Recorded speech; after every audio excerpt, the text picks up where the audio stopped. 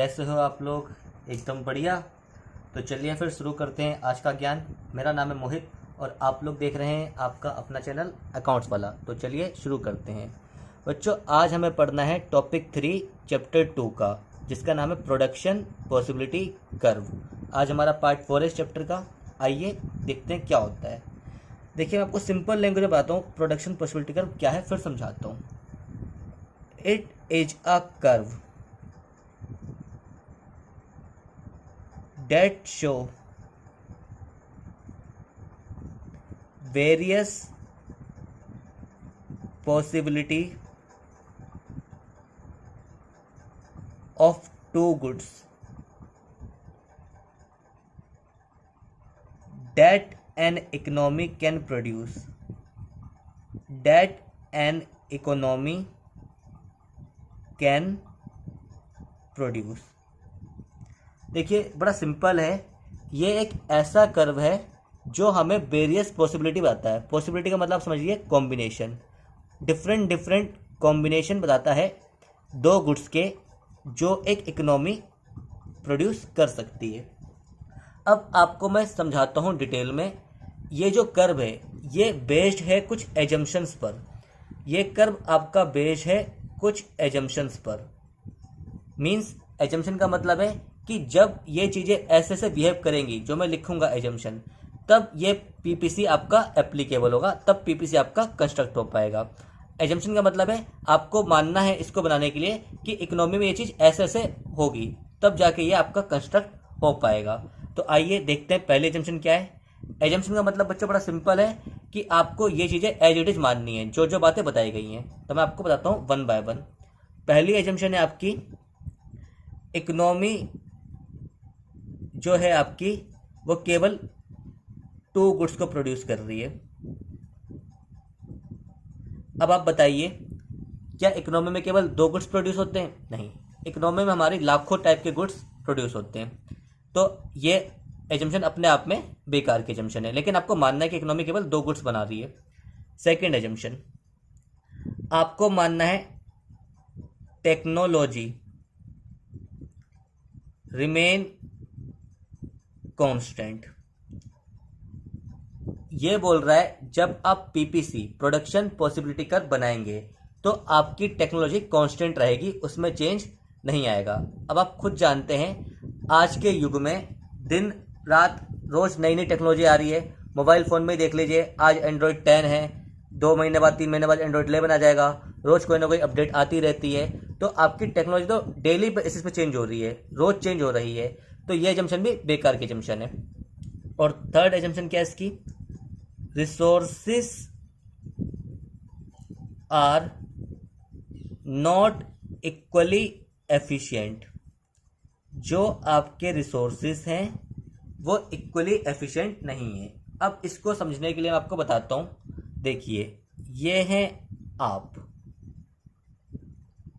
और ये हूँ मैं। मान लीजिए अकाउंट का कोई क्वेश्चन आप करते हैं 10 मिनट में सॉल्व, और सेम क्वेश्चन को करने में अगर मैं लेता हूँ 15 मिनट, तो आप बताइए क्या हम दोनों इक्वली एफिशिएंट हैं? नहीं। तो सेम प्रोसेस है कि आप जल्दी कर पा रहे हैं, मैं लेट कर पा रहा हूँ। तो सेम है यही point, resources are not equally efficient. मान लीजिए रिसोर्सेज आपकी लेबर, ये आपकी लेबर बना दी मैंने, ये आपकी लेबर है। अब कोई लेबर आपकी एफिशिएंट होगी, वो जल्दी काम कर पाएगी। कोई लेबर आपकी उतनी एफिशिएंट ना हो जो जल्दी काम कर सके। मान लीजिए ये आपका कोई प्रोडक्ट बनाने में 10 मिनट लेता है, ये 8 मिनट लेता है और ये 12 मिनट लेता है। तो अब आप बताइए क्या तीनों एक जैसी हैं? नहीं। तो यही पॉइंट है, resources are not equally efficient. कोई लेबर जल्दी काम कर लेगी, कोई लेबर काम अच्छे से नहीं कर पाएगी। कोई लेबर काम देर में करेगी, कोई लेबर काम करने में टाइम भी ज़्यादा लेगी और अच्छा भी नहीं करेगी। तो यही पॉइंट है, resources are not equally efficient. तो मुझे उम्मीद है आपको ये वाला पॉइंट भी समझ में आ गया होगा। तो अब एक और एजम्पशन है इसकी, वो भी लिख लेते हैं। आइए देखते हैं। Resources are fully and efficiently utilised. जो आपके रिसोर्सेस हैं वो पूरी तरीके से और अच्छी तरीके से यूज़ हो रहे हैं।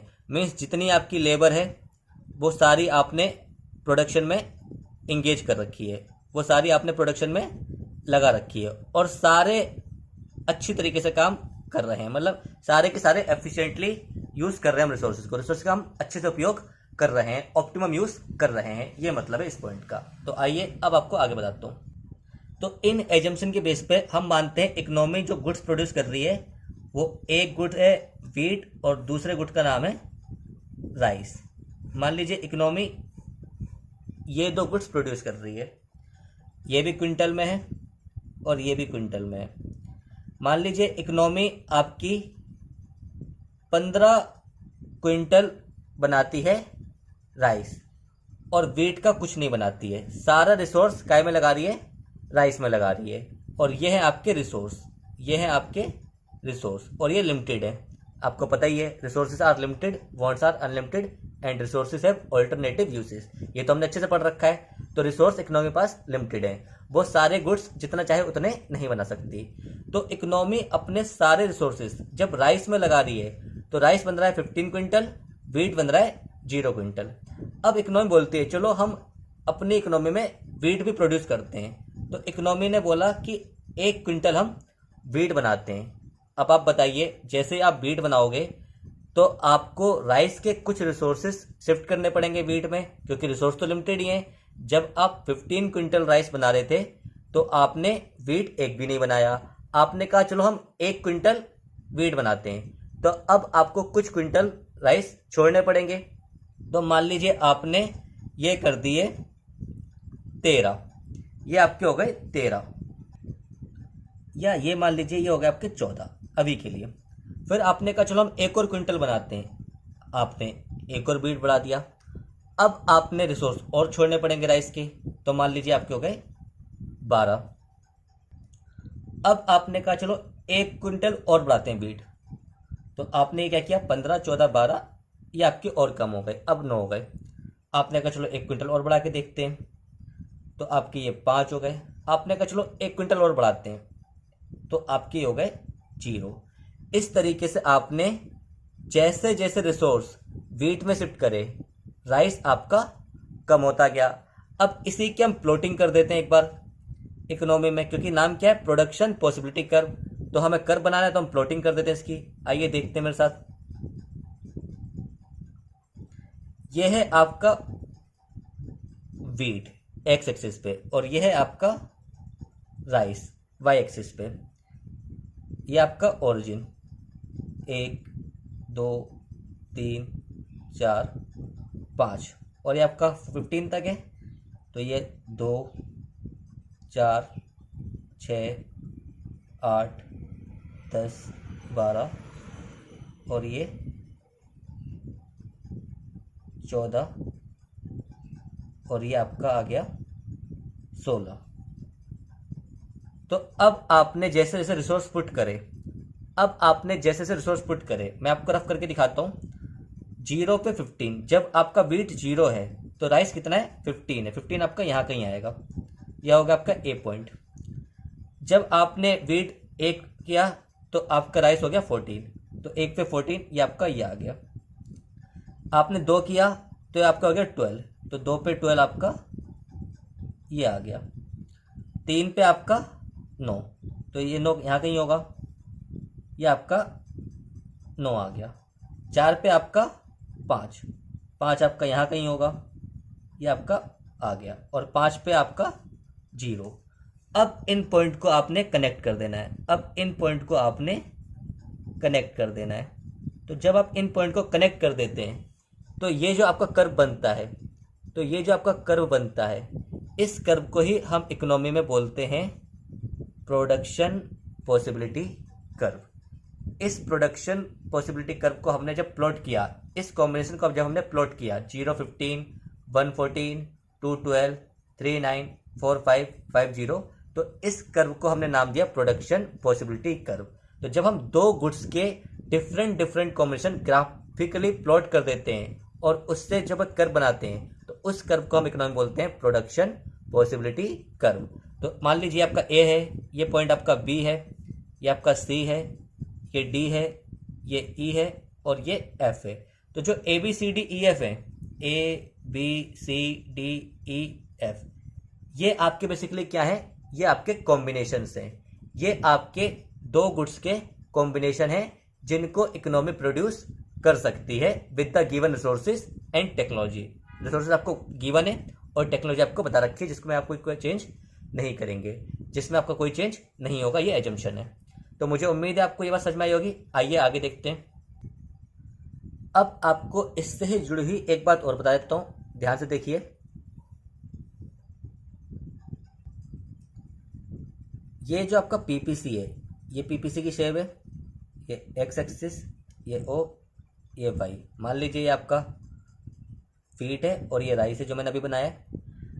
जितने भी आपके कॉम्बिनेशन थे A B C D E F, जितने भी कॉम्बिनेशन आपके इस लाइन पे थे, इस कर्व के ऊपर थे, ए हो या बी हो या सी या डी या ई या एफ, जितने भी कॉम्बिनेशन आपके इस कर्व के ऊपर हैं, तो इसको हम बोलते हैं, इसके ऊपर कोई भी पॉइंट है, इसको हम बोलते हैं resources are fully and efficiently utilised. जितने भी आपके पॉइंट आएंगे इस कर्व के ऊपर, इस कर्व के ऊपर आपका कोई भी पॉइंट है, तो वो इंडिकेट करेगा कि आपके रिसोर्सेस फुली और एफिशिएंटली यूटिलाइज हो रहे हैं। मींस आप अपने रिसोर्सेज को वेस्ट नहीं कर रहे हैं। जितने इकोनॉमी में रिसोर्सेज हैं, इकोनॉमी उन सब का ऑप्टिमम यूज कर रही है। और अगर कोई भी पॉइंट अंदर है, अगर कोई भी पॉइंट इनर में है, तो इनर वाला पॉइंट आपका इंडिकेट करेगा अंडर यूटिलाइजेशन ऑफ रिसोर्सेस। अगर कोई भी पॉइंट आपका अंदर है पीपीसी के, तो ये इंडिकेट करेगा कि इकोनॉमी अपने लिमिटेड रिसोर्स को भी अच्छे से यूज नहीं कर पा रही है। Means under utilise of resources, under utilisation of resources. और अगर कोई भी पॉइंट आपका पीपीसी के ऊपर है, मान लीजिए ये ना अंदर है ना पीपीसी कर्व पे, कोई भी पॉइंट पीपीसी के बाहर है, तो ये क्या इंडिकेट करता है, ये इंडिकेट करता है अनअटेनेबल कॉम्बिनेशन। अनअटेनेबल कॉम्बिनेशन इसका मतलब क्या है, वो कॉम्बिनेशन जो इकोनॉमी अचीव ही नहीं कर सकती। क्यों? क्योंकि इकोनॉमी के जो लिमिटेड रिसोर्स हैं उसमें आप यहाँ तक नहीं जा सकते। मान लीजिए इकोनॉमी बोले कि हम 15 क्विंटल राइस भी बनाएंगे और 15 क्विंटल वीट भी बनाएंगे, तो ऐसा पॉसिबल नहीं है। क्यों? क्योंकि रिसोर्स आपके लिमिटेड हैं। तो अगर पीपीसी के ऊपर कोई भी पॉइंट है तो वो इंडिकेट करता है अनअटेनेबल कॉम्बिनेशन। तो मुझे उम्मीद है बच्चों आपको ये बात भी समझ में आई होगी। आइए आगे देखते हैं। अब देखिए, आप लोगों ने एक चीज़ ध्यान नहीं दी, अब आपको मैं ध्यान दिलाता हूँ। जब आपने 0 से 1 वीट पे आए तो आपने राइस छोड़े 15 से 14, यानी पहली एक क्वांटिटी के लिए आपने एक ही छोड़ा। लेकिन जब 1 से 2 पे आए तो यहाँ पे फिर से एक बढ़ा, लेकिन इस बार आपने कितना छोड़ा राइस? 2। फिर जब 2 से 3 पे आए तो फिर आपने एक बनाया एक्स्ट्रा वीट, बट राइस आपने छोड़ा 3। फिर आप 3 से 4 पे आए तो फिर आपने छोड़ा 4, और 4 से 5 पे आए तो आपने छोड़ा 5। आप बच्चों देखो ध्यान से, आपकी वीट की केवल एक एक यूनिट एक्स्ट्रा ऐड हो रही है, बट राइस की आपकी पहले के लिए तो एक ही छोड़नी पड़ी, अगली एक के लिए आपने 2 यूनिट छोड़ी राइस की, फिर उससे अगली एक के लिए आपने 3 यूनिट छोड़ी, और उससे अगली एक के लिए आपने 4 यूनिट छोड़ी, और फिर अगली एक के लिए आपकी राइस हो गई 0, यानी आपने 5 यूनिट का सेक्रीफाइस करना पड़ा। तो इस सेक्रीफाइस का जो रेट है हर एक यूनिट के लिए वीट का, ये जो आपका रेशियो है 1:1, 2:1, 3:1, 4:1, 5:1, हर एक यूनिट के बदले आप जितनी जितनी यूनिट को सेक्रीफाइस कर रहे हैं, हर एक वीट की यूनिट को प्रोड्यूस करने के लिए आप जितनी जितनी राइस की यूनिट का सेक्रीफाइस कर रहे हैं, इसको हम बोलते हैं मार्जिनल रेट ऑफ ट्रांसफॉर्मेशन। ये मैं यहाँ लिख देता हूँ, आप लोग को दिख जाना चाहिए। इसको हम बोलते हैं MRT या MOC, इसके दो नाम है, मार्जिनल रेट ऑफ ट्रांसफॉर्मेशन या मार्जिनल अपॉर्चुनिटी कॉस्ट। तो जो आपका रेशियो है सेक्रीफाइस और प्रोडक्शन का, सेक्रीफाइस और प्रोडक्शन, ये जो 1 2 3 4 5 है, ये आपका सेक्रीफाइस है। किसके लिए? वीट की एडिशनल यूनिट बनाने के लिए। और जो आपकी वीट की एडिशनल यूनिट बन रही है, ये आपका क्या है बेसिकली? ये आपका प्रोड्यूस है। किसका? वीट का। तो सेक्रीफाइस और प्रोड्यूस का जो रेशियो है, इस रेशियो को हम बोलते हैं मार्जिनल रेट ऑफ ट्रांसफॉर्मेशन या मार्जिनल अपॉर्चुनिटी कॉस्ट। तो यहाँ पे ये रेशियो कितना आ जाएगा बच्चों? यहाँ पे पहले तो कुछ नहीं रहेगा, जीरो पे तो कुछ नहीं रहेगा।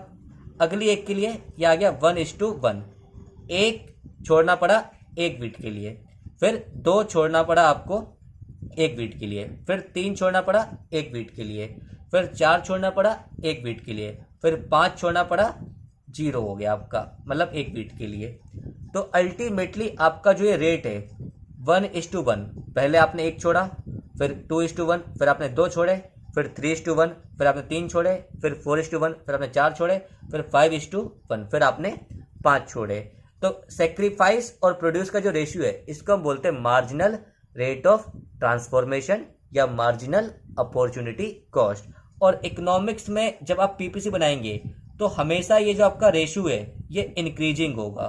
मीन्स जो आपका सेक्रीफाइस का रेट है ये हमेशा बढ़ता हुआ होगा। जैसे पहले 1, फिर 2, फिर 3, फिर 4, फिर 5। तो पीपीसी के केस में ये हमेशा आपका इंक्रीजिंग होगा। तो पीपीसी के लिए आप बोलोगे ऑलवेज इंक्रीजिंग एमआरटी या ऑलवेज इंक्रीजिंग एमओसी। तो पीपीसी के लिए आप हमेशा बोलोगे कि जो मार्जिनल रेट ऑफ ट्रांसफॉर्मेशन होती है वो इंक्रीजिंग होती है या मार्जिनल अपॉर्चुनिटी कॉस्ट इंक्रीजिंग होती है। अब इसको मैं सिंपल लैंग्वेज में बता देता हूँ कि एमआरटी को क्या बोलते हैं। एक एडिशनल यूनिट बनाने के लिए वीट की आपने राइस की जितनी क्वांटिटी का सेक्रीफाइस किया उसको बोलते हैं मार्जिनल रेट ऑफ ट्रांसफॉर्मेशन या मार्जिनल अपॉर्चुनिटी कॉस्ट। और सिंपल लैंग्वेज में और सुन सकते हैं कि जो आपका सेक्रीफाइस और प्रोड्यूस का रेशियो है ये होता है आपका मार्जिनल रेट ऑफ ट्रांसफॉर्मेशन या मार्जिनल अपॉर्चुनिटी कॉस्ट। आइए आगे देखते हैं। जो आपकी एमआरटी है या एमओसी, ये आपकी कैसी होती है? इंक्रीजिंग। मीन्स आपका सेक्रीफाइस रेट बार बार बढ़ता जाता है, 1 2 3 4 5। तो जो एमआरटी इंक्रीजिंग होती है, इसी वजह से आपकी जो पीपीसी की शेप होती है वो होती है इस तरह की। इस शेप को बोलते हैं कॉनकेव। इस शेप को बोलते हैं कॉनकेव। तो आपकी पीपीसी की शेप कैसी होती है? Concave. PPC is always concave to its origin. PPC हमेशा आपका ओरिजिन के कॉनकेव होता है। ये आपका ओरिजिन है, तो पीपीसी हमेशा ओरिजिन के टुवार्ड्स होता है। तो ये क्यों होता है? Because of increasing marginal rate of transformation या इंक्रीजिंग एमओसी, ये इसका रीजन है।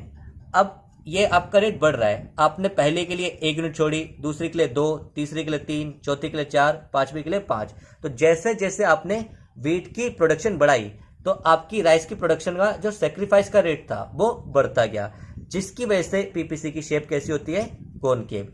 तो आप एक लाइन देख सकते हैं, PPC shape always concave to its origin. ये हमेशा ओरिजिन के कॉनकेव होती है। अब आपको मैं आगे बताता हूं, आइए देखिए मेरे साथ साथ।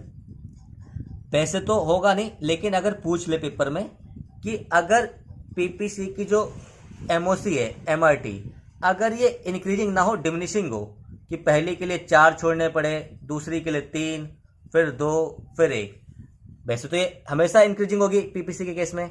लेकिन हाइपोथेटिकली अगर आपको पहली यूनिट के लिए 4 छोड़ने पड़े, फिर आपको अगली यूनिट के लिए 3 छोड़ने पड़े, फिर आपको अगली के लिए 2 छोड़ने पड़े, फिर आपको अगली के लिए 1 छोड़ना पड़े, तो यहाँ पे आप देखो बच्चों, सेक्रीफाइस का रेट आपका कम होता जा रहा है। पहली वीट के लिए 4 यूनिट छोड़नी पड़ी, अगली वीट के लिए 3 छोड़नी पड़ी, अगली वीट के लिए 2 छोड़नी पड़ी, और अगली वीट के लिए 1।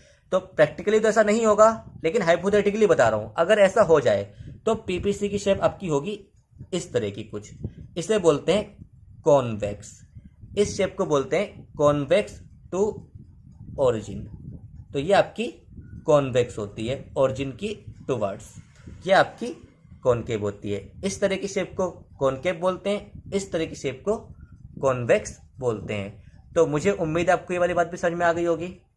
और अगर आपके सेक्रीफाइस का रेट सेम है 1:1:1:1:1, हर एक यूनिट के लिए आपको सेम अमाउंट छोड़ना पड़ रहा है, 1:1:1 या 4:4:4 या 3:3:3, तो आपकी शेप कैसी होगी पीपीसी की? तब आपकी पीपीसी की शेप होगी स्ट्रेट लाइन कर्व, क्योंकि आपका सेक्रीफाइस का रेट सेम है 1:1:1। तो जितना जितना आप छोड़ेंगे तो ये कैसा बनेगा? Straight line. तब पीपीसी शेप स्ट्रेट लाइन होगी। लेकिन ऐसा सब हाइपोथेटिकली होगा। हमेशा पीपीसी में क्या होता है?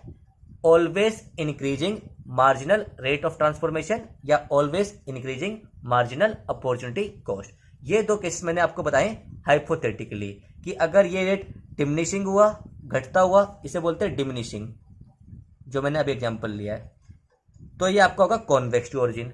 और अगर ये आपका कांस्टेंट होगा, मतलब आपको इक्वल अमाउंट सेक्रीफाइस करना पड़ रहा है, तो ये आपको होगा स्ट्रेट लाइन। इस केस में आपका ये होगा स्ट्रेट लाइन। और ये दोनों केस आपके हाइपोथेटिकल हैं। तो बच्चों, मुझे उम्मीद है आपको ये टॉपिक अच्छे समझ में आया होगा। अगर आपको कोई भी डाउट है तो प्लीज़ आप मुझे मैसेज करिए। नेक्स्ट वीडियो में आपको मैं इसकी रिटर्न नोट्स कराऊंगा, रीड कराऊंगा और इसका आगे का पार्ट कराऊंगा।